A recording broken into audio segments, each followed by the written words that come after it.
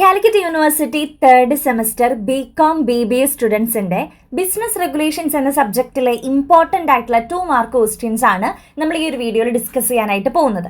2 mark questions എന്ന് പറയുമ്പോൾ നമ്മളൊരു കംപ്ലീറ്റ് റിവിഷനും കൂടിയാണ് നടത്തുന്നത് കേട്ടോ. അപ്പോൾ നമ്മുടെ യൂട്യൂബ് ചാനലിൽ കുറച്ച് വർഷങ്ങൾക്ക് മുൻപേ തന്നെ ഈ ഒരു ബിസിനസ് റെഗുലേഷൻസ് എന്ന് പറഞ്ഞ സബ്ജക്റ്റ് ഡീറ്റെയിൽ ആയിട്ട് നമ്മൾ ചാപ്റ്റർ വൈസ് ആയിട്ടുള്ള വീഡിയോസ് ഇട്ടിട്ടുണ്ട്. ഓക്കെ, അപ്പോൾ അത് എന്തായാലും നിങ്ങൾ കണ്ടുപോകണം. കാരണം ഇത് അങ്ങനത്തെ ഒരു സബ്ജക്റ്റ് ആണ്, ലോ റിലേറ്റ് ചെയ്തിട്ടുള്ള സബ്ജക്റ്റ് ആണ്. അപ്പോൾ എങ്ങനെയൊക്കെയാണ് ക്വസ്റ്റ്യൻസ് വരിക എന്നുള്ളത് നമുക്ക് അത്രയും ഡീറ്റെയിൽ ആയിട്ട് പഠിച്ചാൽ തന്നെ മനസ്സിലാവുള്ളൂ. അപ്പോൾ അതുകൊണ്ട് ഡീറ്റെയിൽ ആയിട്ടുള്ള വീഡിയോസ് നിങ്ങൾ കാണണം. നമ്മുടെ പ്ലേലിസ്റ്റിന്റെ ലിങ്ക് ഞാൻ താഴെ കൊടുത്തേക്കാം. MCQ ഓൾറെഡി അപ്ലോഡ് ചെയ്തിട്ടുണ്ട്. അപ്പം ഇത് നോട്ട്സ് കൂടി ഞാൻ സ്ക്രീനിൽ കാണിച്ചിട്ടുള്ള ഒരു റിവിഷൻ വീഡിയോ ആണ് കേട്ടോ. അപ്പോൾ നിങ്ങൾ നിർബന്ധമായിട്ടും അറിഞ്ഞിരിക്കേണ്ട കുറച്ച് ടേംസ് ആണ് ഞാൻ ഏറ്റവും ആദ്യം തന്നെ പറയാനായിട്ട് പോകുന്നത്. അപ്പോൾ കോൺട്രാക്ട് എന്താണ്? A contract is A legal agreement between 2 or more parties. 2 അതിലധികമോ വ്യക്തികൾ ചേർന്നുള്ള ഒരു ലീഗൽ ആയിട്ടുള്ള അഗ്രിമെന്റിനെയാണ് നമ്മൾ കോൺട്രാക്ട് എന്ന് പറയുന്നത്. ഇനി അടുത്തത് എന്താണ് agreement? An agreement is A mutual understanding between the parties about their rights and responsibilities.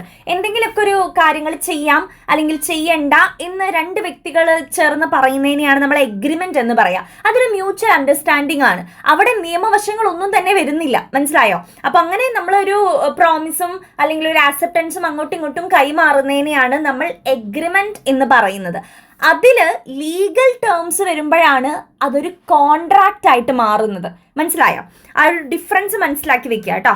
അടുത്തത് എന്താണ് promise? A promise is a commitment made by one party to do or not to do something. ഞാൻ ഈ ഒരു കാര്യം ചെയ്യാം അല്ലെങ്കിൽ ചെയ്യുന്നില്ല എന്ന് പറഞ്ഞ് 2 വ്യക്തികൾ ചേരുന്നതിനെയാണ് നമ്മൾ പ്രോമിസ് എന്ന് പറയുന്നത്.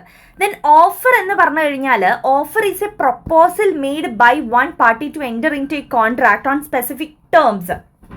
അതായത് നമുക്ക് ഇങ്ങനെ ചെയ്താലോ, ഞാൻ ഇങ്ങനെ ഒരു കാര്യം ചെയ്യാം എന്ന് പറഞ്ഞുകൊണ്ട് നമ്മൾ വേറൊരു പാർട്ടിയുമായിട്ടൊരു കോൺട്രാക്റ്റിൽ സ്പെസിഫിക് ടേംസ് വെച്ചുകൊണ്ട് നമ്മൾ ഏർപ്പെടുന്നതിനെയാണ് ഓഫർ എന്ന് പറയും. പ്രോമിസ്, ഓഫർ ഒക്കെ ഒരുപോലെ തന്നെയാണ്. ആക്സെപ്റ്റൻസ് എന്ന് പറയുമ്പോൾ ഓക്കെ ഞാനത് ചെയ്യാം അല്ലെങ്കിൽ ഓക്കെ ശരി എന്ന് പറഞ്ഞ് നമ്മൾ അതിനെ ആക്സെപ്റ്റ് ചെയ്യുന്നതിനെയാണ് ആക്സെപ്റ്റൻസ് എന്ന് പറയുന്നത്. ഓക്കെ, അടുത്തൊരു ടേം എൻഫോഴ്സിബിലിറ്റി ബൈ ലോ ആണ്. Enforceable by law means that the terms of the agreement can be legally executed by a court. ഇപ്പം ഒരു എഗ്രിമെന്റിൽ നമ്മൾ ഏർപ്പെട്ടു. ആ ഒരു എഗ്രിമെന്റ് നമ്മൾ ലീഗലി നമുക്ക് മുന്നോട്ട് കൊണ്ടുപോകാൻ കഴിയുമ്പോഴാണ് അതൊരു കോൺട്രാക്റ്റ് ആയിട്ട് മാറുന്നതെന്ന് പറഞ്ഞല്ലോ. അപ്പോൾ ആ ഒരു എഗ്രിമെന്റിൽ ലീഗൽ ടേംസ് വന്നപ്പോഴാണ് അതൊരു കോൺട്രാക്റ്റ് ആയിട്ട് മാറിയത്. അപ്പോൾ അത്തരത്തിൽ നമുക്ക് കോർട്ടിൽ കൊണ്ടുപോയി ലീഗലി എക്സിക്യൂട്ട് ചെയ്യാൻ പറ്റുന്ന ടേംസ് ആ ഒരു അഗ്രിമെന്റ് ഉൾപ്പെട്ടിട്ടുണ്ടെങ്കിൽ അതിനെയാണ് എൻഫോഴ്സിബിൾ ബൈ ലോ എന്ന് പറയുന്നത്. ഓക്കെ, നമുക്ക് അത് നിയമവശം സ്വീകരിക്കാൻ പറ്റുന്നതായിരിക്കണം. ഓക്കെ, അതാണ് എൻഫോഴ്സിബിൾ ബൈ ലോ എന്ന് പറഞ്ഞാൽ അർത്ഥം. അടുത്തത് എന്താണ് consideration? Consideration is something of value exchange between the parties as part of contract. നമ്മൾ 2 വ്യക്തികൾ ചേർന്നിട്ട് പണത്തിന്റെ മൂല്യമുള്ള മറ്റെന്തെങ്കിലും സാധനങ്ങളോ ഒരു കോൺട്രാക്ടിന്റെ പേരിൽ കൈമാറ്റം ചെയ്യുന്നതിനെയാണ് കൺസിഡറേഷൻ എന്ന് നമ്മൾ വിളിക്കുന്നത്. പണമാകാം, പണത്തിന്റെ മൂല്യമുള്ള മറ്റെന്തെങ്കിലും കാര്യങ്ങളും ആകാം. അടുത്തത് എന്താണ് കൺസെന്റ് എന്നുള്ളതാണ്.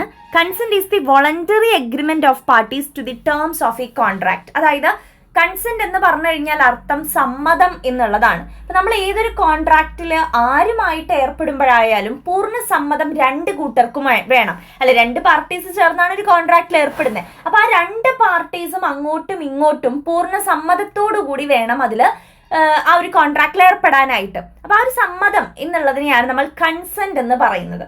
So these are the key terms in business regulation. നമ്മുടെ ഈ ഒരു ബിസിനസ് റെഗുലേഷൻ എന്ന് പറഞ്ഞ സബ്ജക്റ്റിലെ കീ ടേംസ് ആണ് ഇതൊക്കെ നിങ്ങൾ മസ്റ്റ് ആയിട്ടും പഠിക്കേണ്ട ടേംസ് ആണ് കേട്ടോ. ഇത് സ്ക്രീൻഷോട്ട് ചെയ്തെടുത്തിട്ടോ എഴുതിയെടുത്തിട്ടോ ഒക്കെ നിങ്ങൾ പഠിക്കാനായിട്ട് ശ്രമിക്കാം. ഇനി നമ്മുടെ അടുത്ത ഒരു ക്വസ്റ്റ്യൻ, ഇമ്പോർട്ടൻ്റ് ആയിട്ടുള്ള ഒരു ക്വസ്റ്റ്യൻ വരുന്നത് എന്താണ് ലോ എന്നുള്ളതാണ്. ലോ എന്താണെന്നും ഡിഫൈൻ ലോ എന്നുള്ളതൊക്കെ നമുക്ക് എക്സാമിന് ഇടയ്ക്കിടയ്ക്ക് ചോദിക്കാറുള്ളതാണ് കേട്ടോ. അപ്പോൾ വാട്ട് ഈസ് ലോ എന്ന് ചോദിച്ചു കഴിഞ്ഞാൽ law is a body of rules that are used to regulate the conduct of the members of a society and these rules are framed by the society according to its needs. Law എന്ന് പറഞ്ഞു കഴിഞ്ഞാൽ അതിൽ കുറച്ച് rules ഉണ്ട്. ഇങ്ങനെ ചെയ്യണം, ഇങ്ങനെ ചെയ്യാവൂ, ഇങ്ങനെ ചെയ്യാൻ പാടില്ല എന്നൊക്കെ പറഞ്ഞ് കുറച്ച് റൂൾസ് അടങ്ങിയിട്ടുള്ളതിനെയാണ് നമ്മൾ ലോ എന്ന് വിളിക്കുന്നത്. ഇത് നമ്മുടെ സൊസൈറ്റിയുടെ ആവശ്യങ്ങൾക്ക് പ്രകാരം ആ ഒരു സൊസൈറ്റി തന്നെ രൂപപ്പെടുത്തിയിട്ടുള്ളതാണ് ഈ ലോസ് എന്ന് പറയുന്നത്. എല്ലാ നിയമങ്ങളും തമ്മിൽ ഒരു യൂണിഫോമിറ്റി ഉണ്ടായിരിക്കും, ജസ്റ്റിസ് പ്രൊവൈഡ് ചെയ്യുന്നുണ്ട്, വെൽഫെയർ സൊസൈറ്റിക്ക് കൊണ്ടുവരികയും ചെയ്യുന്നുണ്ട്. ഇതാണ് ലോ. അപ്പൊ എന്താണ് ലോ എന്ന് ചോദിച്ചാൽ നിങ്ങൾ ഇത് എഴുതുക. ദെൻ ഡിഫൈൻ ലോ എന്ന് ചോദിച്ചു കഴിഞ്ഞാൽ ഏതെങ്കിലും ഒരു വ്യക്തി പറഞ്ഞ ഡെഫിനിഷൻ വേണം നമ്മൾ പഠിച്ചു വെക്കാൻ. ഡിഫൈൻ ലോ എന്ന് പറയുന്നത് എപ്പോഴും ചോദിക്കുന്ന ഒരു ക്വസ്റ്റ്യൻ ആണ് കേട്ടോ. വെരി ഇമ്പോർട്ടൻ്റ് ആയിട്ടുള്ള റിപ്പീറ്റഡ് ആയിട്ടുള്ള ഒരു ചോദ്യമാണ്. ഡിഫൈൻ ലോ എന്ന് ചോദിച്ചു കഴിഞ്ഞാൽ ഏതെങ്കിലും ഒരു വ്യക്തി പറഞ്ഞ ഡെഫിനേഷൻ നിങ്ങൾ പഠിച്ചു വെക്കുക. ഇപ്പൊ ഇവിടെ ഞാൻ ഹോളണ്ട് എന്ന് പറയുന്ന ഒരാളുടെ ഡെഫിനേഷൻ കൊടുത്തിട്ടുണ്ട്.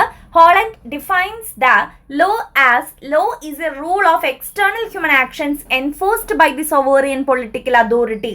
ലോ എന്ന് പറയുന്നത് ഒരു റൂളാണ്. എന്തിനുള്ള റൂളാണ്? External human actions enforced by the sovereign political authority. അതായത് ഇപ്പൊ നമ്മള് ഒരു അപ്പുറത്തെ വീട്ടിൽ പോയിട്ട് കക്കുന്നത്, ഇപ്പൊ കളവ് ചെയ്യുന്നത് നമുക്ക് ആലോചിച്ചു കഴിഞ്ഞാൽ അതൊരു തെറ്റാവില്ല. നമ്മളത് ആക്ഷൻ ചെയ്യുമ്പോൾ, പെർഫോം ചെയ്യുമ്പോഴാണ് അതൊരു തെറ്റാവുന്നത്. അപ്പുറത്തെ വീട്ടിൽ പോയി കളവ് ചെയ്യുന്നത് സ്വപ്നം കണ്ടാൽ അതൊരു തെറ്റല്ല. അപ്പുറത്തെ വീട്ടിൽ പോയിട്ട് കളവ് ചെയ്യുന്നത്, ശരിക്കും ആ ഒരു വസ്തു പോയിട്ട് അവിടെ നിന്ന് മോഷ്ടിച്ചുകൊണ്ട് വരികയാണ്, അതൊരു തെറ്റാണ്. അതിനെയാണ് എക്സ്റ്റേണൽ ഹ്യൂമൻ ആക്ഷൻ എന്ന് പറയുക. നമ്മൾ ഇന്റേണൽ ആയിട്ട് മനസ്സിൽ വിചാരിച്ചത് കൊണ്ട് അതൊരു തെറ്റാവുന്നില്ല, അതപ്പോൾ ആരും അറിയുന്നില്ലല്ലോ. എക്സ്റ്റേണലി പുറത്ത് നമ്മൾ ആ ഒരു കാര്യം ചെയ്തു കഴിഞ്ഞാൽ അതൊരു തെറ്റാവും അല്ലെ. അപ്പൊ അങ്ങനെ അത്തരം തെറ്റുകളെ എൻഫോഴ്സ് ചെയ്യാൻ വേണ്ടിയിട്ട്, തടയാൻ വേണ്ടിയിട്ടുള്ള കുറച്ച് റൂൾസിനെയാണ് നമ്മൾ ലോ എന്ന് പറയുന്നത്. ഇത് ഈ ഒരു ഡെഫിനേഷൻ കൊണ്ടുവന്നിരിക്കുന്നത് ആരാണ്? ഹോളണ്ട് ആണ്. അപ്പൊ അത് കൃത്യമായിട്ട് പഠിച്ചു വെക്കുക ആ ഒരു ഡെഫിനേഷൻ. അടുത്തത് എന്താണ് ബിസിനസ് ലോ എന്നുള്ളതാ. ഈ ലോ നമ്മൾ ബിസിനസ്സിൽ അപ്ലൈ ചെയ്യുമ്പോഴാണ് അത് ബിസിനസ് ലോ ആയിട്ട് മാറുന്നത്. അപ്പൊ ആ ഒരു ബിസിനസ് ലോനെ നമ്മൾ അതുകൊണ്ട് തന്നെ മെർക്കൻഡൈൽ ഓർ കൊമേഴ്ഷ്യൽ ലോ എന്നൊക്കെ നമ്മൾ വിളിക്കാറുണ്ട് കേട്ടോ. അപ്പൊ ട്രേഡിലും ഇൻഡസ്ട്രിയിലൊക്കെ നമ്മൾ ഈ ഒരു ലോ യൂസ് ചെയ്യുകയാണെങ്കിൽ അത് ബിസിനസ് ലോ ആയിട്ട് മാറുന്നതായിരിക്കും. അടുത്തത് ഇന്ത്യൻ കോൺട്രാക്ട് ആക്ടിനെ കുറിച്ച് ചോദിച്ചേക്കാം. ഇന്ത്യൻ കോൺട്രാക്ട് ആക്ട് നിലവിൽ വരുന്നത് 1872 അതാണ് അവിടെ കീ ടേം ആയിട്ട് നമ്മൾ പഠിച്ചു വെക്കേണ്ട ഒന്ന്. 1872. അപ്പോൾ ഇത് നമ്മുടെ ഇന്ത്യയിൽ എല്ലാവിടെയും വന്നു except the Jammu and Kashmir. ലാസ്റ്റിൽ അണ്ടർലൈൻ ചെയ്തിരിക്കുന്ന വരികൾ നോക്കുക. It extends to the all of India except the Jammu and Kashmir and it shall come into force on the first day September 1872. ഇന്ത്യയിൽ എല്ലാ സ്ഥലത്തും നമ്മുടെ ഈ ഒരു ഇന്ത്യൻ കോൺട്രാക്ട് ആക്ട് നിലവിൽ വന്നു, ജമ്മു ആൻഡ് കാശ്മീർ ഒഴികെ. കാരണം ജമ്മു ആൻഡ് കാശ്മീരിന് സെപ്പറേറ്റ് കോൺസ്റ്റിറ്റ്യൂഷൻ ഉണ്ട്, ഭരണഘടനയുണ്ട്. അപ്പൊ അതുകൊണ്ട് ഇന്ത്യയിൽ വരുന്ന എല്ലാ നിയമങ്ങളും അവർ ആക്സെപ്റ്റ് ചെയ്യില്ല. അവർക്ക് അവരുടേതായിട്ടുള്ള ഒരു ഭരണഘടന ഉള്ളത് കൊണ്ട് അവർക്ക് അവരുടേതായിട്ടുള്ള കുറച്ച് റൂൾസും ലോയും ഒക്കെ ഉണ്ട്. അതുകൊണ്ടാണ് ജമ്മു ആൻഡ് കാശ്മീരിൽ അത് അവർ ആക്സെപ്റ്റ് ചെയ്യാഞ്ഞത്, നമ്മുടെ ഇന്ത്യൻ കോൺട്രാക്ട് ആക്ട്.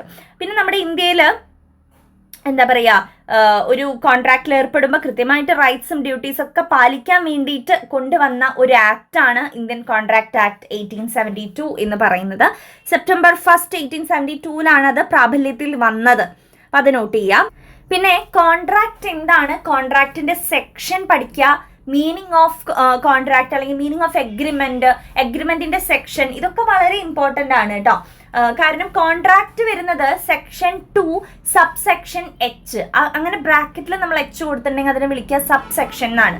അപ്പൊ സെക്ഷൻ 2 സബ് സെക്ഷൻ എച്ചിലാണ് എന്താണ് കോൺട്രാക്ട് എന്ന് പറയുന്നത്. An agreement enforceable by law is a contract. ഒരു എഗ്രിമെന്റ് അതിൽ എൻഫോഴ്സിബിൾ ബൈ ലോ, നമുക്ക് കോർട്ടുമായിട്ട് മൂവ് ചെയ്യാൻ സാധിക്കുമെന്നുണ്ടെങ്കിൽ അത്തരം എഗ്രിമെന്റിനെ വിളിക്കുന്ന പേരാണ് കോൺട്രാക്ട് എന്നുള്ളത്. ഓക്കെ, ദെൻ അപ്പം അത് നിങ്ങൾക്ക് മീനിങ് ചോദിച്ചു കഴിഞ്ഞാൽ അങ്ങനെ എഴുതാൻ പറ്റും, നിങ്ങളുടേതായിട്ടുള്ള രീതിക്ക് എഴുതാം. ഡെഫിനേഷൻ ചോദിക്കുന്ന സമയത്ത് സെക്ഷൻ 2 സബ്സെക്ഷൻ എച്ച് വെച്ചിട്ട് തന്നെ ആ മുകളിൽ കൊടുത്തിരിക്കുന്നത് എഴുതുക കേട്ടോ.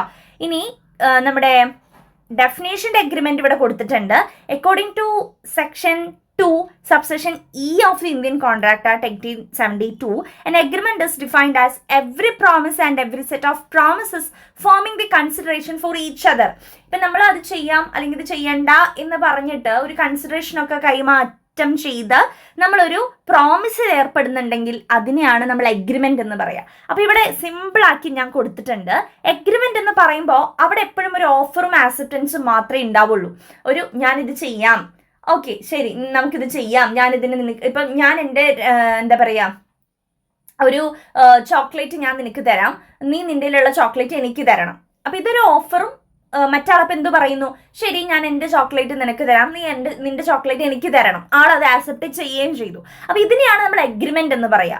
ഒരു ഓഫർ ഉണ്ടായിരിക്കും, അവിടെ ഒരാളെ ആക്സെപ്റ്റ് ചെയ്യാനും ഉണ്ടാവും. ഇപ്പൊ ഒരു ഓഫറും ആക്സെപ്റ്റൻസ് ഉള്ളതാണ് ഒരു എഗ്രിമെന്റ്. ദെൻ കോൺട്രാക്ട് എന്ന് പറയുമ്പോൾ അവിടെ ഒരു എഗ്രിമെന്റ് ഉണ്ടാവണം. ദാറ്റ് മീൻസ് ഒരു ഓഫർ ആക്സെപ്റ്റൻസ് കൂടി ചേർന്നാണല്ലോ എഗ്രിമെന്റ്. അപ്പൊ എഗ്രിമെന്റ് അവിടെ ഉണ്ടാകണം. പ്ലസ് എന്തുകൂടി ഉണ്ടാവണം, എൻഫോഴ്സിബിലിറ്റി ബൈ ലോ അല്ലെങ്കിൽ എൻഫോഴ്സബിൾ ബൈ ലോ. അവിടെ ഒരു നമുക്ക് ലോന്റെ ഒരു സാധ്യത കൂടെ അവിടെ ഉണ്ടായിരിക്കും. ഇപ്പൊ മിഠായി തന്നില്ല എന്ന് പറഞ്ഞിട്ട് നമുക്ക് കോടതിയിൽ കേസ് കൊടുക്കാൻ പറ്റില്ലല്ലോ, അതാണ് പറയുന്നത്. അപ്പൊ അവിടെ ലോ റിലേറ്റ് ചെയ്തിട്ടുള്ള എന്തെങ്കിലും ഫാക്ടർ കൂടി ഉണ്ടായിരിക്കണം, എന്നാലേ അതെന്താവുള്ളൂ, ഒരു കോൺട്രാക്ട് ആവുള്ളൂ. അപ്പൊ കോൺട്രാക്ട് എന്ന് പറയുമ്പോൾ നമ്മുടെ മനസ്സിൽ എപ്പോഴും വരേണ്ട ഒരു കാര്യം എൻഫോഴ്സബിൾ ബൈ ലോ എന്നാണ്. നിയമത്തിന്റെ വശം അതിലുണ്ടെങ്കിലേ അതൊരു കോൺട്രാക്ട് ആവുള്ളൂ, അല്ലാത്ത പക്ഷം അതൊരു എഗ്രിമെന്റ് മാത്രമാണ്.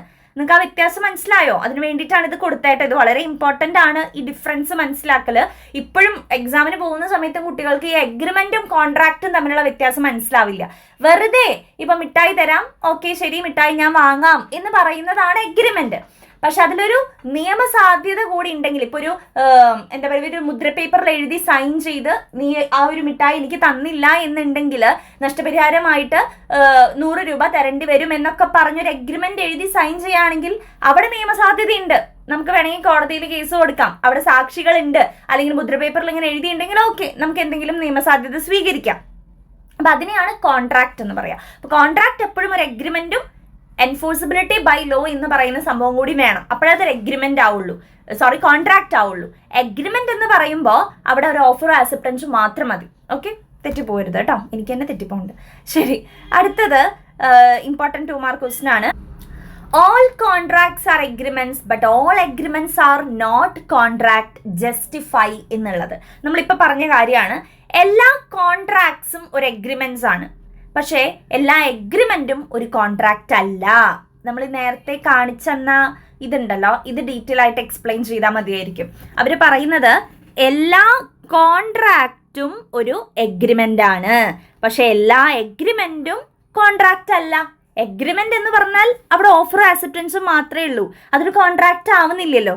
കോൺട്രാക്റ്റ് ആവണമെങ്കിൽ അവിടെ എന്ത് വേണമായിരുന്നു, ലോ കൂടി വേണമായിരുന്നു, അതവിടെ ഇല്ലല്ലോ. അപ്പൊ എല്ലാ എഗ്രിമെന്റിനെയും നമുക്ക് കോൺട്രാക്ട് എന്ന് വിളിക്കാൻ പറ്റില്ല, പക്ഷെ എല്ലാ കോൺട്രാക്റ്റിനെയും നമുക്ക് എന്തെന്ന് വിളിക്കാം, എഗ്രിമെന്റ് എന്ന് വിളിക്കാം. കാരണം കോൺട്രാക്റ്റിൽ എന്ത് വരുന്നുണ്ട്, ഒരു ഓഫറും ആക്സെപ്റ്റൻസും വന്നിട്ട് അവിടെ ഒരു എഗ്രിമെന്റ് ഫോം ചെയ്യുന്നുണ്ട്. അതിന്റെ കൂടെ എൻഫോഴ്സിബിൾ ബൈ ലോ കൂടി വരുമ്പോഴാണ് ഇത് എന്താവുന്നത്, ഒരു കോൺട്രാക്റ്റ് ആവുന്നത്. അതുകൊണ്ട് എല്ലാ എഗ്രിമെന്റും ഒരു കോൺട്രാക്റ്റ് അല്ല. എല്ലാ എഗ്രിമെന്റും എന്തല്ല, എല്ലാ എഗ്രിമെന്റും ഒരു കോൺട്രാക്ട് അല്ല, പക്ഷെ എല്ലാ കോൺട്രാക്റ്റും എഗ്രിമെന്റ് ആണ്. അപ്പൊ അത് ഇതേപോലെ ഇപ്പൊ മിസ് വരച്ചന്നില്ലേ, ഏരോ മാർക്കൊക്കെ ഇട്ടിട്ട് ഇതേ സെയിം സാധനം വരച്ച് വെച്ചിട്ട് നിങ്ങളുടേതായിട്ടുള്ള രീതിക്ക് എഴുതാൻ വെച്ചാൽ മാർക്ക് കിട്ടും. അപ്പൊ ഇത് ഒറ്റ നോട്ടത്തിൽ ടീച്ചേഴ്സിന് മനസ്സിലാവും. ഓക്കെ, കുട്ടിക്ക് നന്നായിട്ട് ഇത് മനസ്സിലായിട്ടുണ്ട് എന്നുള്ളത് ഈ ഒരു ഫ്ലോ ചാർട്ട് കാണുമ്പോൾ തന്നെ മനസ്സിലാവും. കൃത്യമായിട്ട് പഠിച്ചു വെച്ചിട്ട് എഴുതാം. അപ്പൊ അതൊരു ഇമ്പോർട്ടൻറ്റ് ക്വസ്റ്റ്യൻ ആണ്, 2 മാർക്കിന് ചോദിക്കാറുള്ള ഒരു ചോദ്യമാണ്. ഇനി നമ്മൾ പഠിക്കാൻ പോകുന്നത് വളരെ ഇമ്പോർട്ടൻ്റ് ആയിട്ടുള്ള 2 മാർക്ക് എന്ന് വേണമെങ്കിൽ നമുക്ക് പറയാം, ഷോർട്ട് എസ്സേ എന്നും പറയാം, എസ്സേ എന്നും പറയാം. ഏത് രീതിയിലും ചോദിക്കാൻ സാധ്യതയുള്ള ഒരു ചോദ്യമാണ് ഇത്. ഇപ്പം ഞാൻ 2 മാർക്കിന് നിങ്ങൾക്ക് പറഞ്ഞു തരുന്നുണ്ട് 1 by 1 ആയിട്ട്. അപ്പോൾ ഷോർട്ട് എസ്സേയുടെ സെക്ഷൻ വരുമ്പോൾ ഞാൻ നിങ്ങളുടെ അടുത്ത് ഇത് പറയുള്ളൂ കേട്ടോ, ഇത് ക്ലാസിഫിക്കേഷൻ ഓഫ് കോൺട്രാക്ട് പഠിച്ചോളൂ എന്ന് പറയുക മാത്രമേ ഞാൻ ചെയ്യുള്ളൂ. ഇപ്പം നമ്മൾ ഡീറ്റെയിൽ ആയിട്ട് എക്സ്പ്ലെയിൻ ചെയ്യാനായിട്ട് പോവാണ്. അപ്പോൾ നമുക്ക് നോക്കാം. ഇത് ഓഫാണ് കേട്ടോ. അപ്പോൾ നമ്മൾ കോൺട്രാക്ട്സ് എന്ന് പറയുന്നത് പല തരത്തിലുണ്ട്. ഇത് 2 മാർക്കിന് എങ്ങനെയാണ് ചോദിക്കാന്ന് വെച്ച് കഴിഞ്ഞാൽ ഇതിൽ 1 by 1 ആയിട്ടാണ് എടുത്ത് ചോദിക്കുക. Explain express contract, what is implied contract, what is void contract, അങ്ങനെ 1 by 1 ആയിട്ടാണ് 2 മാർക്കിന് ചോദിക്കുക. അപ്പോൾ ഇതിൽ ഏത് വേണമെങ്കിലും 2 മാർക്കിന് ചോദിക്കാൻ സാധ്യതയുണ്ട്. ഷോർട്ട് എസ്സേ ആയിട്ട് classification of contracts according to validity, വാലിഡിറ്റിന്റെ താഴെ വരുന്ന കോൺട്രാക്റ്റുകൾ ഏതൊക്കെയാണ്. ഇപ്പോൾ വാലിഡിറ്റിന്റെ താഴെ വരുന്നത് ഏതൊക്കെയാണ്, valid contracts, void agreements, void contracts, voidable contract, unenforceable contracts, illegal contracts ഒക്കെയാണ് വാലിഡിറ്റിന്റെ കീഴെ വരുന്നത്. അപ്പൊ അങ്ങനെ ഓരോ സെക്ഷൻ ആയിട്ട് ഷോർട്ട് എസ്സേ ചോദിക്കാം. അല്ലെങ്കിൽ ഇത് മൊത്തമായിട്ടും ക്ലാസിഫിക്കേഷൻ ഓഫ് കോൺട്രാക്ട്സ് എന്ന് എസ്സേയിലും ചോദിക്കാം. ഓക്കെ, അപ്പൊ നമുക്ക് എന്തായാലും 1 by 1 ആയിട്ട് പഠിക്കാം. 2 മാർക്കിന് ചോദിക്കാൻ സാധ്യതയുള്ളതാണ് ഇതിൽ ഏത് വേണമെങ്കിലും. അപ്പോൾ നമുക്ക് ആദ്യം തന്നെ എന്താണ് വാലിഡ് കോൺട്രാക്ട്, വാലിഡ് ആയിട്ടുള്ള കോൺട്രാക്ട്സ്. അപ്പോൾ നമ്മൾ വാലിഡിറ്റിൻ്റെ കീഴിലുള്ളതാണ് പറയാൻ പോകുന്നത് കേട്ടോ. വാലിഡിറ്റിൻ്റെ കീഴിൽ വരുന്നതാണ് valid contract. An agreement enforceable by law is a valid contract. നമ്മൾ സാധാരണഗതിയിൽ പറയില്ല ഒരു എഗ്രിമെന്റ്, അത് നിയമവശങ്ങളുള്ള ഒരു agreement. That means agreement with enforceable by law എന്നുള്ളതാണ് ഒരു വാലിഡ് കോൺട്രാക്ട് എന്ന് പറയുന്നത്. ഇനി എന്താണ് വോയിഡ് കോൺട്രാക്ട്? ഇതിൻ്റെ നേരെ ഓപ്പോസിറ്റ് ആണ്. That means not enforceable by law. an agreement not enforceable by law. നമുക്കതിൻ്റെ നിയമസാധ്യത സ്വീകരിക്കാൻ പറ്റില്ല, എൻഫോഴ്സിബിൾ ബൈ ലോ അല്ല. അത്തരം കോൺട്രാക്റ്റ് ആണ് void contract, useless contract, no legal effect എന്നൊക്കെ നമുക്ക് പറയാം.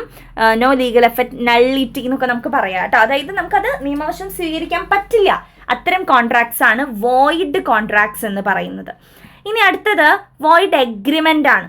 വോയിഡ് എഗ്രിമെന്റ് എന്ന് പറഞ്ഞു കഴിഞ്ഞാൽ an agreement not enforceable by law. മനസ്സിലായേ? An agreement not enforceable by law. നമുക്ക് നിയമവശം സ്വീകരിക്കാൻ പറ്റാത്ത എഗ്രിമെന്റ്സ് ആണ് വോയിഡ് എഗ്രിമെന്റ്സ്. നിയമവശം സ്വീകരിക്കാൻ പറ്റാത്ത കോൺട്രാക്ട്സ് ആണ് വോയിഡ് കോൺട്രാക്ട്സ്. അപ്പോൾ ഒരു എഗ്രിമെന്റ് എന്ന് പറയുമ്പോൾ എപ്പോഴും അത് നമ്മൾ പ്രാക്ടിക്കലാക്കാൻ നോക്കാറുണ്ട് ഇല്ലേ? പക്ഷേ അത് തുടങ്ങുമ്പോൾ തന്നെ അത് വോയിഡായിട്ട് മാറി എന്ന് പറഞ്ഞു കഴിഞ്ഞാൽ നമുക്കതിന് ഒരു തരത്തിലും പ്രാക്ടിക്കൽ ആവില്ല എന്നാണ് അർത്ഥം. ഓക്കെ, അപ്പോൾ ഒരു എഗ്രിമെന്റ് തുടക്കത്തിലേ തന്നെ അങ്ങനെ വോയിഡ് ആയിട്ട് മാറുകയാണെങ്കിൽ നമ്മൾ ആ ടേമിനെ വിളിക്കുന്നതാണ് വോയിഡ് അബ് ഇനീഷ്യോ.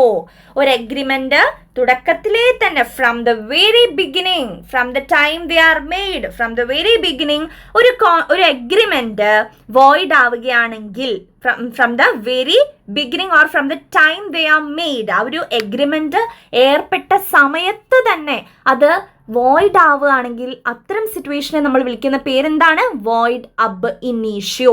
ഈ വോയിഡ് അബ് ഇനീഷ്യോ എന്താന്ന് ചോദിച്ചിട്ട് മാത്രം 2 മാർക്കിന് ചോദിച്ചിട്ടുണ്ട്. അപ്പോൾ വോയിഡ് അബ് ഇനീഷ്യോ എന്ന് പറഞ്ഞു കഴിഞ്ഞാൽ that they are unenforceable right from the time they are made.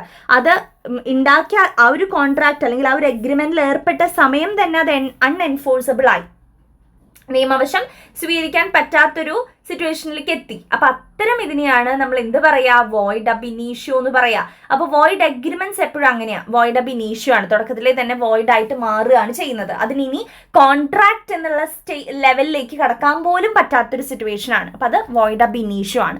അടുത്തത് എന്താണ്? വോയിഡ് ഡബിൾ കോൺട്രാക്ട് എന്നാണ്. വോയിഡ് കോൺട്രാക്ട് അല്ല, വോയിഡ് ഡബിൾ. വോയിഡ് ഡബിൾ എന്ന് പറഞ്ഞു കഴിഞ്ഞാൽ A voidable contract is an agreement that one party can cancel if there is A legal reason like fraud or coercion. Such a contract is voidable at the option of aggrieved party, but the party chooses to affirm it, then it will become valid. അതായത് അതിൽ എന്തെങ്കിലും ഒരു കള്ളത്തരങ്ങളോ ഫ്രോഡോ cohesion എന്നൊക്കെ പറയുമ്പോൾ എന്തെങ്കിലും തെറ്റ് ചെയ്യാന്നുള്ള ഒരു meaning ആണ്, നമ്മൾ ഡീറ്റെയിൽ ആയിട്ട് പറയും. അപ്പോൾ ഫ്രോഡ് കൊഹഷനൊക്കെ കാണിക്കുകയാണെങ്കിൽ ഒരു വ്യക്തിക്ക് അത് കണ്ടിന്യൂ ചെയ്യാൻ താല്പര്യമുണ്ട്, ഒരു വ്യക്തിക്ക് അത് കണ്ടിന്യൂ ചെയ്യാൻ താല്പര്യമില്ല. അപ്പോൾ അത്തരം കോൺട്രാക്ട്സ് ആണ് വോയിഡ് ഡബിൾ കോൺട്രാക്ട്സ് എന്ന് വിളിക്കുന്നത്. അപ്പോൾ ആ ഒരു കോൺട്രാക്റ്റിൽ എന്തെങ്കിലും ഫ്രോഡോ കൊഹഷനോ ഒക്കെ ഉണ്ടെങ്കിൽ, മിസ്റ്റേക്കൊക്കെ സംഭവിച്ചിട്ടുണ്ട് എന്ന് ഒരു വ്യക്തി അതിൽ മനസ്സിലാക്കുകയാണെങ്കിൽ ആ ആൾക്ക് അത് ക്യാൻസൽ ചെയ്യാം അല്ലേ? അപ്പം അങ്ങനെ ക്യാൻസലായി പോകുന്ന കോൺട്രാക്ട്സ് ആണ് വോയിഡ് ഡബിൾ കോൺട്രാക്ട്സ്. അടുത്തത് അൺഎൻഫോഴ്സബിൾ കോൺട്രാക്ട്സ് ആണ്. അതായത് it is a contract which is valid itself but not capable of being enforced in a court of law because of some technical defect. അതായത് അത് ഓക്കെ ആയിരുന്നു, ആ ഒരു കോൺട്രാക്റ്റ് ഓക്കെ ആയിരുന്നു, പക്ഷെ എന്തോ ടെക്നിക്കൽ ഡിഫക്റ്റ് കൊണ്ട് അത് നമുക്ക് ലോയുടെ മുന്നിൽ എത്തിക്കാൻ പറ്റാതെയായി. അതായത് എല്ലാം ഓക്കെ ആയ ഒരു രജിസ്ട്രേഷൻ ആണെന്ന് വിചാരിക്കുക. ഒരു കോൺട്രാക്റ്റിൽ ഏർപ്പെട്ടു, രജിസ്റ്റർ ചെയ്തിട്ട് പറമ്പ് വിൽക്കാനായിട്ട് എല്ലാം ഓക്കെയാണ്, പക്ഷെ ആ രജിസ്ട്രേഷൻ ചെയ്യേണ്ട ആളുടെ പേരിൻ്റെ അവിടെ വേറെ ആളുടെ പേര് എഴുതി വെച്ചു. അപ്പൊ പിന്നെ നമുക്ക് ഇനി അത് മുന്നോട്ട് കൊണ്ടുപോകാൻ പറ്റുമോ? ഇല്ല, പേര് ഇവിടെ മാറിപ്പോയി അല്ലേ? അപ്പൊ ആ കോൺട്രാക്ട് തന്നെ മാറി. അപ്പൊ എല്ലാം ഓക്കെ ആയിരുന്നു, പക്ഷെ എന്തോ ടെക്നിക്കൽ ഡിഫക്റ്റ് കൊണ്ട് നമുക്കത് കണ്ടിന്യൂ ചെയ്ത് കോർട്ടിന്റെ മുന്നിൽ എത്തിക്കാൻ പറ്റാതെയായി. അപ്പൊ അത്തരം കോൺട്രാക്ട്സ് ആണ് അൺഎൻഫോഴ്സബിൾ കോൺട്രാക്ട്സ് എന്ന് വിളിക്കുന്നത്. Then illegal or unlawful contract ആണ് അടുത്തത്. Illegal contract or those which are prohibited by law or otherwise against the policy of law. Illegal or unlawful contract എന്ന് പറഞ്ഞാൽ യാതൊരു തരത്തിലും നമ്മൾ നടത്താൻ പാടില്ല എന്ന് നിയമം പറഞ്ഞിട്ടുള്ള കോൺട്രാക്ട്. ചാരായം വാറ്റുക, കഞ്ചാവ് വിൽക്കുക, കഞ്ചാവ് വിൽപ്പന നടത്തുക, ഇതൊക്കെ നിയമം തന്നെ പ്രൊഹിബിറ്റ് ചെയ്തിട്ടുള്ള കാര്യമാണ് അല്ലേ? തടഞ്ഞിട്ടുള്ള കാര്യമാണ്. അതിൻ്റെ പേരിൽ പിന്നെയും കോൺട്രാക്റ്റിൽ ഏർപ്പെടാൻ നമ്മൾ പാടില്ല. കഞ്ചാവ് വിൽപ്പന ചെയ്യാൻ വേണ്ടി നമ്മൾ കോൺട്രാക്റ്റിൽ ഏർപ്പെടാൻ പാടില്ല. അപ്പം അത്തരം കോൺട്രാക്റ്റാണ് ഇല്ലീഗൽ ഓർ അൺലോഫുൾ കോൺട്രാക്റ്റ് എന്ന് പറയുന്നത്. ഓക്കെ, അപ്പം ഇത്രയാണ് വാലിഡിറ്റിൻ്റെ കീഴേ വരുന്ന ക്ലാസിഫിക്കേഷൻ. വാലിഡിറ്റിൻ്റെ ഫസ്റ്റത്തെ കോളം നോക്കുക കേട്ടോ. വാലിഡിറ്റിൻ്റെ കീഴേ വരുന്നതാണ് നമ്മുടെ 6 എണ്ണം നമ്മൾ പറഞ്ഞു. ഇനി ഫോർമേഷൻ്റെ കീഴേ വരുന്ന 3 എണ്ണമാണ് എക്സ്പ്രസ്, ഇംപ്ലൈഡ്, ക്വാസി. ആ 3 എണ്ണം നമുക്ക് നോക്കാം. അപ്പം അതിൽ ഫസ്റ്റ് വൺ വരുന്നത് എക്സ്പ്രസ് കോൺട്രാക്റ്റ് ആണ്. അതായത് നമ്മൾ വാക്ക് കൊണ്ടോ എഴുതിക്കൊണ്ടോ പറഞ്ഞിട്ടുള്ള കോൺട്രാക്ട്സ് ആണെങ്കിൽ അത്തരം കോൺട്രാക്റ്റ് ആണ് എക്സ്പ്രസ് കോൺട്രാക്റ്റ്. അതായത് 20,000 രൂപയ്ക്ക് ഞാൻ നിന്റെ വീട് പെയിന്റ് അടിച്ച് തരാം. ഓക്കെ ശരി, 20,000 രൂപ ഞാൻ തരാം, നീ എൻ്റെ വീട് പെയിന്റ് അടിച്ച് തരൂ. അത് വാക്കുകൊണ്ട് നമ്മൾ പറയുന്ന കോൺട്രാക്റ്റ് ആണ്. അതേപോലെ നമ്മൾ എഴുതിക്കൊണ്ട് ഒരു മുദ്ര പേപ്പറിലൊക്കെ എഴുതിക്കൊണ്ട് നമ്മളൊരു കോൺട്രാക്റ്റിൽ ഏർപ്പെടുകയാണെങ്കിൽ അതും ഇവിടെ ബാധകമാണ് കേട്ടോ. അപ്പം അങ്ങനെ വാക്കുകൊണ്ട് പറഞ്ഞുകൊണ്ടോ അല്ലെങ്കിൽ എഴുതിക്കൊണ്ടോ നമ്മളൊരു കോൺട്രാക്റ്റിൽ ഏർപ്പെടുകയാണെങ്കിൽ അത്തരം കോൺട്രാക്റ്റ് ആണ് എക്സ്പ്രസ് കോൺട്രാക്റ്റ്. അടുത്തത് ഇംപ്ലൈഡ് കോൺട്രാക്റ്റ് ആണ്. ഇംപ്ലൈഡ് എന്ന് പറഞ്ഞു കഴിഞ്ഞാൽ നമ്മൾ അങ്ങനെ വാക്കുകൊണ്ടോ അല്ലെങ്കിൽ എഴുതിക്കൊണ്ടോ പറയാതെ തന്നെ താനേ രൂപപ്പെടുന്ന കോൺട്രാക്ട്സ് ആണ് ഇംപ്ലൈഡ് കോൺട്രാക്റ്റ്. ഇപ്പോൾ എക്സാമ്പിൾ പറയുകയാണെങ്കിൽ നമ്മളൊരു ബസ്സിൽ യാത്ര ചെയ്യുന്നു. ബസ്സിൽ യാത്ര ചെയ്തപ്പോൾ ഞാൻ തൃശ്ശൂരിൽ നിന്ന് കയറി കണ്ടക്ടർക്ക് പൈസ കൊടുത്തു, ടിക്കറ്റ് എടുത്തു, കോഴിക്കോടേക്കാണ് ഞാൻ പോകുന്നത്. അപ്പോൾ ഇവിടെ ഞങ്ങൾ വാക്കുകൊണ്ട് പറയുകയോ, വാക്കുകൊണ്ട് പറയാന്ന് വെച്ച് കഴിഞ്ഞാൽ ഞാൻ തൃശ്ശൂരിൽ നിന്ന് കയറി എന്നെ കോഴിക്കോട് ഇറക്കേണ്ടത് നിങ്ങളുടെ കടമയാണ്, ഞാൻ അതിന് വേണ്ടി ഇത്ര രൂപ തരുന്നു എന്നൊക്കെ പറഞ്ഞ് ഞങ്ങൾ ഡീറ്റെയിൽ ആയിട്ട് സംസാരിച്ചിട്ടില്ല. ദെൻ അതേപോലെ തന്നെ മുദ്ര പേപ്പറിൽ എഴുതി സൈൻ ചെയ്തിട്ടില്ല. അപ്പോൾ ഇത് താനേ അവിടെ ഒരു കോൺട്രാക്റ്റ് രൂപപ്പെടുകയാണ്. ദാറ്റ് മീൻസ് എന്താണ്, പൈസ കൊടുത്തു കഴിഞ്ഞാൽ പിന്നെ ആ കണ്ടക്ടറുടെ റെസ്പോൺസിബിലിറ്റി ആണ്, അല്ലെങ്കിൽ ഡ്രൈവറുടെ റെസ്പോൺസിബിലിറ്റി ആണ് എന്നെ കോഴിക്കോട് ഇറക്കുക എന്നുള്ളത്. അതിന് വേണ്ടിയിട്ടുള്ള പൈസ കൊടുക്കുക എന്നുള്ളത് എൻ്റെ റെസ്പോൺസിബിലിറ്റിയാണ്. അപ്പോൾ ഇവിടെ താനേ ഒരു കോൺട്രാക്റ്റ് രൂപപ്പെടുകയാണ്. അപ്പോൾ അത്തരം കോൺട്രാക്റ്റ് ആണ് implied contract. Not by their express words or written, spoken, അങ്ങനെയൊന്നും നമ്മൾ ചെയ്യേണ്ട ആവശ്യമില്ല. താനേ രൂപപ്പെടുന്ന കോൺട്രാക്റ്റ് ആണ് ഇംപ്ലൈഡ് കോൺട്രാക്റ്റ്. മൂന്നാമത്തത് ക്വാസി കോൺട്രാക്റ്റ് ആണ്. Generally a quasi is not a contract at all, it is created by law. അതായത് ക്വാസി കോൺട്രാക്റ്റിനെ ഒരു കോൺട്രാക്ട് എന്ന് വിളിക്കാൻ പറ്റില്ല, പക്ഷെ ഇത് നിയമം ക്രിയേറ്റ് ചെയ്യുന്ന കോൺട്രാക്റ്റ് ആണ്, ലോ ക്രിയേറ്റ് ചെയ്യുന്ന കോൺട്രാക്ട്. ഇംപ്ലൈഡിന്റെ കേസ് നമ്മൾ എന്താ പറഞ്ഞത്, താനേ രൂപപ്പെടുന്ന കോൺട്രാക്ട് എന്ന്. ക്വാസി കോൺട്രാക്ട് എന്ന് പറഞ്ഞാൽ ലോ ക്രിയേറ്റ് ചെയ്യുന്ന കോൺട്രാക്ട്സ് ആണ്. മനസ്സിലായോ? അപ്പൊ അതാണ്, നമുക്കിപ്പം വഴിയിൽ നിന്നൊരു പേഴ്സ് കളഞ്ഞു കിട്ടി, ഇതിന്റെ ആളെ നമുക്കറിയില്ല, പേഴ്സിന്റെ ആളെ നമുക്കറിയില്ല. പക്ഷെ നിയമവശം നോക്കുകയാണെങ്കിൽ നമ്മളുടെ കടമ എന്താണ്? ഒരു പേഴ്സ് വഴിയിൽ നിന്ന് കളഞ്ഞു കിട്ടിയിട്ടുണ്ടെങ്കിൽ അതിന്റെ ആളെ തപ്പിപ്പിടിച്ച ആൾക്ക് അത് കൊണ്ടു കൊടുക്കുക എന്നുള്ളത് നിയമം പറയുന്ന ഒരു കാര്യമാണ് അല്ലെ. അപ്പൊ ഇത് നിയമവശാൽ രൂപപ്പെടുന്ന ഒരു കോൺട്രാക്റ്റ് ആണ്. അപ്പൊ ഇതാണ് ഈ അക്കോർഡിംഗ് ടു ഫോർമേഷന്റെ കീഴേ വരുന്ന 3 എണ്ണം. ഇനി അടുത്തത് അക്കോർഡിംഗ് ടു പെർഫോമൻസിന്റെ കീഴേ വരുന്ന ആൾക്കാർ നമുക്ക് നോക്കാം. അതിൽ ഫസ്റ്റ് വൺ ആണ് എക്സിക്യൂട്ടഡ് കോൺട്രാക്ട്. എക്സിക്യൂട്ടഡ് കോൺട്രാക്ട് എന്ന് പറഞ്ഞു കഴിഞ്ഞാൽ ഫുൾഫിൽ ദെയർ റെസ്പെക്റ്റീവ് ഒബ്ലിഗേഷൻസ്. അതായത് 20,000 രൂപ തന്നാൽ നിന്റെ വീട് ഞാൻ പെയിന്റ് അടിച്ച് തരാം എന്ന് പറഞ്ഞൊരു കോൺട്രാക്റ്റിൽ ഏർപ്പെട്ടു. 20,000 രൂപ തന്നു, വീട് പെയിന്റും അടിച്ചു കൊടുത്തു. അപ്പൊ ഇവിടെ എല്ലാം ഞങ്ങൾ കംപ്ലീറ്റ് ചെയ്തു, ഇനി ആർക്കും അങ്ങോട്ടും ഒന്നും ചെയ്യാനില്ല. അപ്പൊ അത്തരം കോൺട്രാക്റ്റ് ആണ് എക്സിക്യൂട്ടഡ് കോൺട്രാക്ട്സ് എന്ന് വിളിക്കുന്നത്.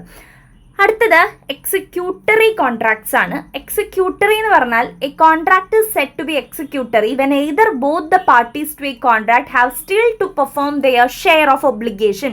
ഒബ്ലിഗേഷൻ എന്ന് വെച്ചാൽ ചുമതല. ഓക്കെ, അതായത് 20,000 രൂപ തന്നാൽ വീട് പെയിന്റ് അടിച്ച് തരാം എന്ന് പറഞ്ഞു. എന്നിട്ട് ആള് സമ്മതിക്കുകയും ചെയ്തു. അപ്പൊ എനിക്ക് ആൾ ആദ്യം 10,000 രൂപ തന്നു, ബാക്കി 10,000 വീട് പെയിന്റ് അടിച്ച് കഴിഞ്ഞാൽ തരാം എന്നാണ് പറഞ്ഞിരുന്നത്. പക്ഷെ ആൾ ഇതുവരെ തന്നിട്ടില്ല. അപ്പൊ ഇവിടെ ഒരാൾക്ക് ആളുടെ ചുമതല കംപ്ലീറ്റ് ചെയ്യാനുണ്ട് ഇല്ലേ. അപ്പൊ ഏതെങ്കിലും പാർട്ടിക്ക് തന്റെ ചുമതല, ഒബ്ലിഗേഷൻ കംപ്ലീറ്റ് ചെയ്യാൻ ഇനിയും ഉണ്ടെങ്കിൽ അത്തരം കോൺട്രാക്ട്സ് ആണ് എക്സിക്യൂട്ടറി കോൺട്രാക്ട്സ് എന്ന് വിളിക്കുന്നത്. ഫോർത്ത് വണ്ണിൽ തന്നെ വരുന്നതാണ് യൂണിലാറ്ററലും ബൈലാറ്ററലും. യൂണിലാറ്ററൽ or one-sided contract എന്ന് വെച്ചാൽ a contract is said to be unilateral when one party has performed his obligation either before or at the time when the contract came into exist. അതായത് ഇവിടെ ഒരാൾ മാത്രം കോൺട്രാക്ട് ചെയ്യുന്നു. അപ്പോൾ അത്തരം contract ആണ് യൂണിലാറ്ററൽ കോൺട്രാക്ട് എന്ന് പറയുന്നത്. ഇപ്പോൾ ഒരു എക്സാമ്പിൾ പറയുകയാണെങ്കിൽ ഇന്ദുവിന് ഇന്ദുവിന്റെ പേഴ്സ് കളഞ്ഞുപോയി. അപ്പൊ അതിന് പത്രത്തിലൊരു പരസ്യം കൊടുക്കുകയാണ്, 5000 രൂപ റിവാർഡും വെക്കുന്നുണ്ട്. അപ്പൊ ഇവിടെ കാര്യങ്ങളൊക്കെ ചെയ്യുന്നത് ആര് മാത്രമാണ്? ഇന്ദു മാത്രമാണ്. ഇന്ദുവിന്റെ പേഴ്സ് കളഞ്ഞു പോകുന്നു, ഇന്ദു ഒരു കോൺട്രാക്റ്റിൽ ഏർപ്പെടുന്നു, ഇന്ദു ആൾക്ക് 5000 രൂപ കൊടുക്കാമെന്ന് പറയുന്നു കണ്ടെത്തുന്ന ആൾക്ക്. അപ്പൊ ഇവിടെ ഒരാൾ മാത്രമേ കാര്യങ്ങൾ ചെയ്യുന്നുള്ളൂ. പക്ഷേ നമ്മൾ രണ്ട് കൂട്ടരും അവിടെ ബോത്ത് പാർട്ടീസും ഇവിടെ കാര്യങ്ങൾ ചെയ്യുകയാണെങ്കിൽ അത്തരം കോൺട്രാക്റ്റ് ആണ് ബൈലാറ്ററൽ കോൺട്രാക്ട്സ് എന്ന് വിളിക്കുന്നത്. അപ്പോൾ നമ്മൾ കുറേ ടേംസ് ഈ ഒരു വീഡിയോയിൽ തന്നെ നമ്മൾ ഡിസ്കസ് ചെയ്തിട്ടുണ്ട്. വളരെ ഇമ്പോർട്ടൻ്റ് ആണ് ഈ ഒരു പാർട്ട് 1 വീഡിയോ. ഇനിയുള്ള പാർട്ടുകളിലൊക്കെ നമ്മൾ ഇതേപോലെയുള്ള ക്വസ്റ്റ്യൻസ് ഡിസ്കസ് ചെയ്യും. ഒരു ഓവറോൾ റിവിഷൻ കൂടിയാണ് ഇപ്പോൾ ഇവിടെ നടന്നത് കേട്ടോ. കൃത്യമായിട്ട് നിങ്ങൾ പഠിക്കുക. ഇനിയുള്ള പാർട്ട് വീഡിയോസ് തീർച്ചയായിട്ടും കണ്ടുപോകാൻ ശ്രമിക്കുക. So all the very best. Thank you.